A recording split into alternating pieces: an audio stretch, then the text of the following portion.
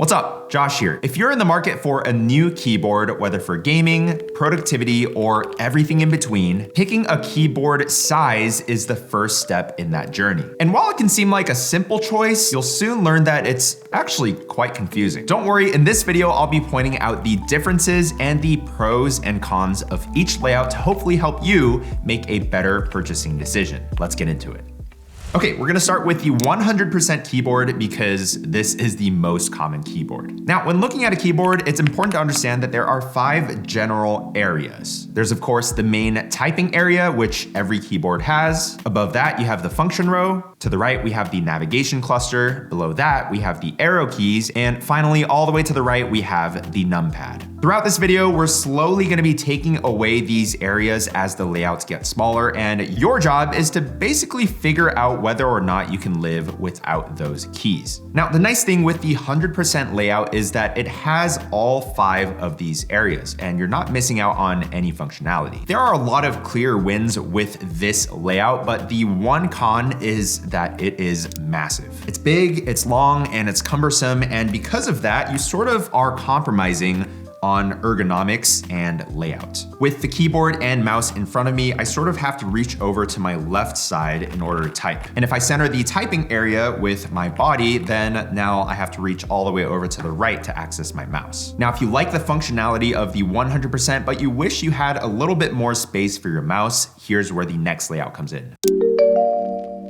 So next up, we've got the 96% compact layout, which is the first of 2 compact layouts that I'll be sharing today. And it's easy to understand why it's called compact because as you can see, all of the keys are sort of smushed in together. The biggest advantage with this layout is you're saving a lot of space on the right side. The difference is about 2.5 inches or 5.5 centimeters. And as you can see, that is actually a lot of valuable space for your mouse. But you might be wondering, what are the actual compromises and how did they shorten this keyboard by 2.5 inches? So a lot has actually changed. On the function row, you'll see that it's now just hugging the number row right here at the bottom. So it's sort of lost that spacing. Additionally, with the navigation cluster, which is your page up, page down, home, and insert and delete, insert is gone, and all of those keys are just spread out horizontally across the top here, which is a little bit less intuitive because page up and down are no longer up and down. Another change is that the arrow keys are now neighboring all of these other keys, which makes finding it a little bit harder, especially if you want to find it real quickly. It just takes a little bit more time to get used to. And then also some keys were just straight up shrunken down. So the 0 key on the numpad is now half the size. So if you were previously used to pressing on the 0 with your thumb, now it's just a little bit more awkward. If you do use the numpad a lot, this might be a deal breaker for some people. Lastly, these modifier keys down here are also just slightly smaller. I haven't really found that this impacted usage, so at least that's good. Now, all of these little changes might be a little bit of a slight annoyance if you're used to the 100% layouts, but in my opinion, if you're willing to put in sort of the muscle memory and just get used to this layout, that extra 2.5 inches is actually quite a lot. And if you just want to retain all of the functionality while having a slightly smaller keyboard, this is actually a really good option. However, if you don't really like this smushed layout, that's where the next layout comes in. So here we have one of the most popular layouts, the 80% or 10 keyless layout. You may also hear a lot of gamers refer to this as the TKL layout. Why is it called 10 keyless? Well, because it basically takes the 100% keyboard and chops off the 10 keys, which is the numpad, from the right side of the keyboard. Now, if you don't need the numpad, this is the Goldilocks keyboard. Not too big, not too small, just right. It is extremely ergonomic. It's small enough that you can just get it in front of you and still have space for a mouse. And it still retains a bunch of functionality and the spacing that you don't get with the compact layouts. Compared to the 100% layout, you're saving 3 inches, which is valuable space for either your mouse, for gaming, or to actually put the keyboard in front of you for productivity. And honestly, this is a great place to start if you're looking for your first keyboard. You've still got your function row up top for media controls, volume controls, as well as shortcuts. So if you wanna do Alt F4 for when you rage quit or F12 in Steam, you can still do that. And the really cool thing is, if you're a fan of this layout, but you just wish it had a numpad, well, you can actually get one of these. So this is a wireless numpad. You can either put this on the left side of your keyboard, so you can access it whenever you want, or the right side of your mouse, or you can just tuck it out of the way when you don't need it, and when you do, bring it in. By the way, links to all keyboards will be down below if you want to check them out. Also, if you haven't already, please consider subscribing to the channel. If this video is bringing you value, I'd really appreciate it. Now, even though the TKL layout is a great place to start, I do find that when I play competitive games or games where you're moving the mouse a lot, that the mouse sometimes does hit the side of the keyboard. Which brings us to my personal favorite layout.